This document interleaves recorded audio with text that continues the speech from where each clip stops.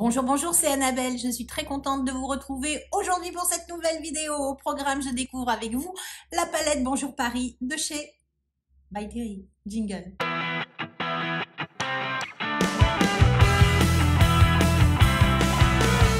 Comme je viens de vous l'annoncer, aujourd'hui, je vais tester une nouvelle palette. Alors oui, vous allez me dire, c'est encore du neutre. Bon, bah oui, j'ai une cargaison de palettes de neutre. Qu'est-ce que vous voulez que je vous dise? C'est comme ça.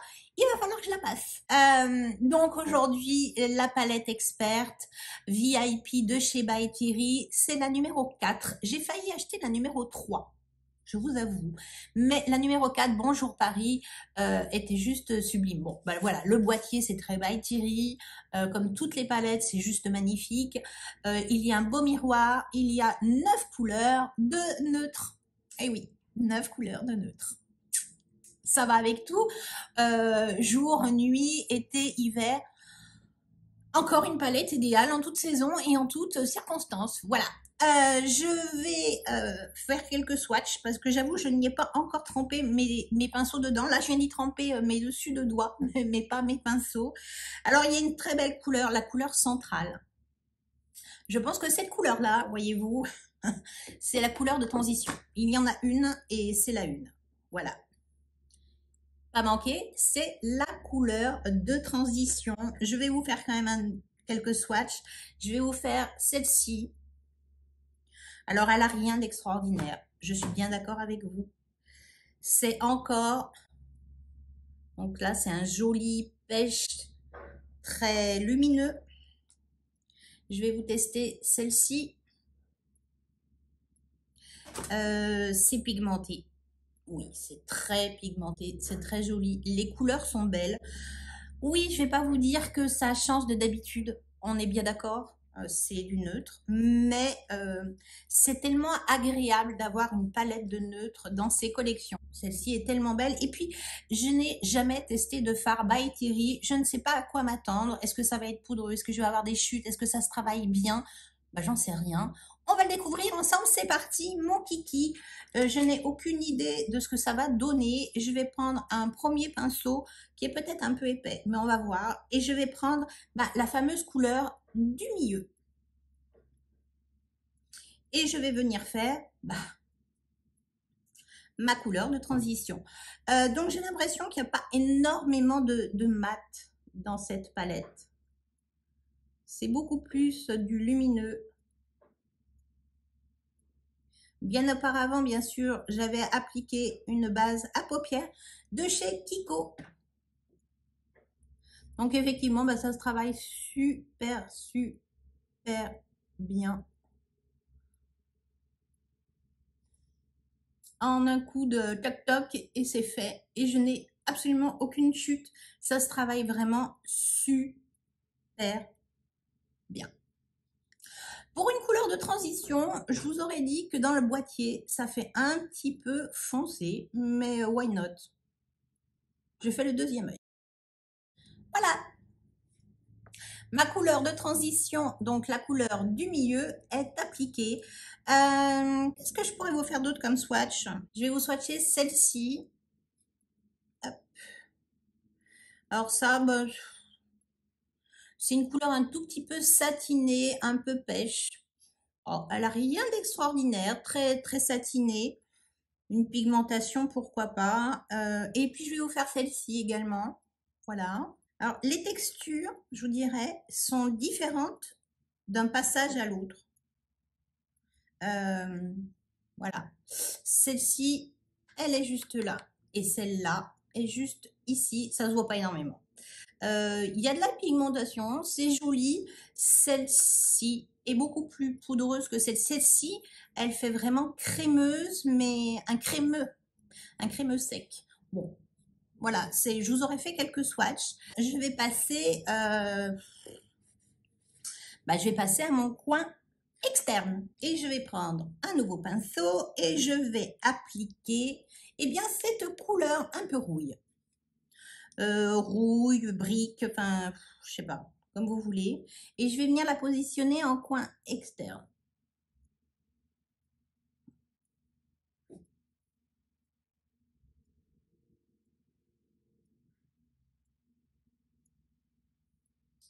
C'est très joli. Elle est lumineuse, satinée. Il n'y a pas un brillant phénoménal. Je la remonte un peu dans le creux de paupière. Voilà.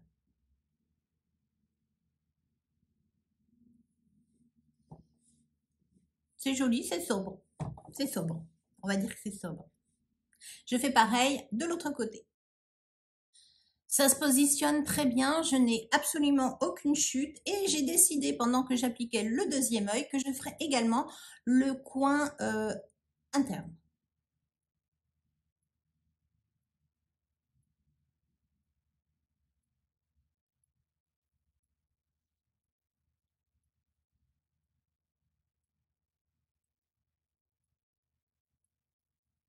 Voilà, je fais pareil de l'autre côté.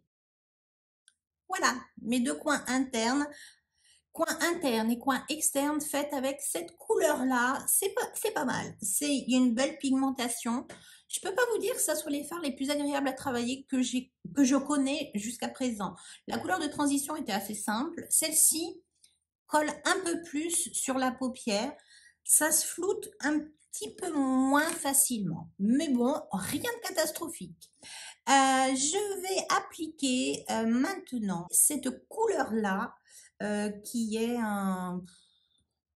Bon, bah rien d'éclatant, c'est un beige. C'est un beige. Je vais venir le positionner bah, avec mon doigt. Et je vais venir le positionner juste là. Alors c'est un beige un peu doré. Je vais venir hop, le positionner comme cela et je fais pareil de l'autre côté. Voilà, c'est appliqué. Je ne sais pas à quoi m'attendre pour la suite des événements. Je vais venir essayer cette couleur-là, qui est crémeuse, qui est un joli orangé. Et je vais venir l'appliquer entre la couleur claire que je viens d'appliquer et la couleur du coin externe. Ça va faire un joli dégradé avec une touche. Voilà, c'est vraiment beaucoup plus lumineux que le coin externe. Alors, qu'est-ce que ça donne de proche? Eh bien, c'est assez joli. Je vais venir prendre un pinceau un peu plus fin et je vais venir flouter un peu les bordures, refaire un peu mon creux de paupière, mélanger un petit peu les couleurs pour que ça transitionne bien. Ça se fait assez facilement au demeurant. Ça se positionne bien. Pourquoi pas? Je vais prendre un petit pinceau plat et je vais venir récupérer ce marron ou celui-là. Celui-là. C'est un marron un peu lumineux, un peu plus intense. Et avec mon pinceau plat, je vais venir un peu faire mon ras de cils à cet endroit-là. Voir si ça fonctionne ou pas. Ça prend pas du tout le dessus. Je pense que mon pinceau ne va pas. Je vais prendre un petit pinceau un peu plus boule. Voilà. Et je vais venir, voilà, intensifier vraiment juste mon ras de cils. Voilà, c'est exactement ce qu'il fallait. C'est une couleur un petit peu lumineuse, mais pas trop.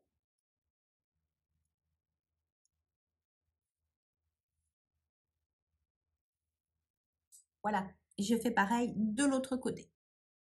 Voilà, j'ai réintensifié un tout petit peu mon ras de cils, mais vraiment pas très long, hein, juste un tout petit peu, quasiment jusqu'à, oui, la moitié à peu près. Pourquoi pas? C'est une couleur qui est jolie, qui est un petit peu lumineuse, c'est un marron un peu lumineux que je vais d'ailleurs réutiliser pour faire carrément mon ras de cils. Je vais le faire dans une couleur un peu neutre. Et pendant que je vous cause, eh bien, je viens de m'apercevoir que j'ai des chutes. Je suis pas contente. Mon ras de cils est fait, donc j'ai utilisé mon pinceau boule avec cette couleur-là et je suis venue flouter les extérieurs avec mon pinceau où j'avais un peu estompé les autres matières en le frottant un tout petit peu avant. C'est assez joli, c'est fin, oui, c'est du neutre, ça passe avec tout. Les couleurs sont jolies, elles se travaillent moyennement bien, je serais tentée de vous dire. On s'attend à des formules parfois un peu crémeuses quand on y trempe le doigt dedans. Et en réalité, eh ben, je ne trouve pas ça si crémeux. J'ai quelques petites chutes, donc je vais venir estomper tout ça, finir mes yeux et je vous reviens dans quelques secondes. J'ai fini mon make-up. J'ai donc enlevé quelques chutes de fard à paupières et j'ai appliqué le mascara de chez Maybelline, le Lash Lift, qui est en test ce mois-ci. Pour votre information, autant j'avais quelques réticences lors de la première application, le produit était vraiment trop neuf et vraiment la brosse regorgeait de produits. Là, ça va beaucoup mieux, il s'applique beaucoup plus facilement, il fait vraiment de très jolis cils. Enfin, affaire à suivre pour le résultat final à la fin du mois. La palette. Bon, bah la palette, c'est une très jolie palette. Elle est magnifique, extérieur, intérieur. La colorimétrie est juste sublime. On peut faire vraiment de très belles choses. Je serais tentée de dire qu'il manque quand même peut-être bien un mat, pour faire une couleur de transition peut-être un tout petit peu plus légère que cette couleur du milieu. Voilà. Après, voilà, il y a pas d'erreur. On tourne autour. Je pense qu'on peut l'utiliser en quatuor, en jouant toujours avec cette couleur centrale. C'est très joli. Cette couleur-là m'a fait quand même quelques chutes. Attention, méfiance. Et celle-ci, beaucoup moins, mais malgré tout, un tout petit peu. Les fards sont faciles, oui et non. Quand on passe le doigt dedans, on a l'impression que c'est crémeux. Et à l'application, bon bah voilà, il faut venir un petit peu le travailler, mais enfin rien de très angoissant. J'aurais tendance à vous dire que par rapport aux palettes teint de chez By Terry, je serais peut-être un petit peu déçue. Bon voilà, mais je vais quand même continuer à la malmener jusqu'à la fin du mois. Là, vous avez mon avis à chaud et vous aurez mon avis à froid fin janvier. J'espère que vous aurez passé un agréable moment en ma compagnie. Si c'est le cas, n'oubliez pas un petit pouce bleu en l'air, ça fait plus que plaisir. Si ça n'est pas encore fait, n'attendez pas, abonnez-vous. C'est une vidéo tous les mercredis et tous les samedis. Ciao.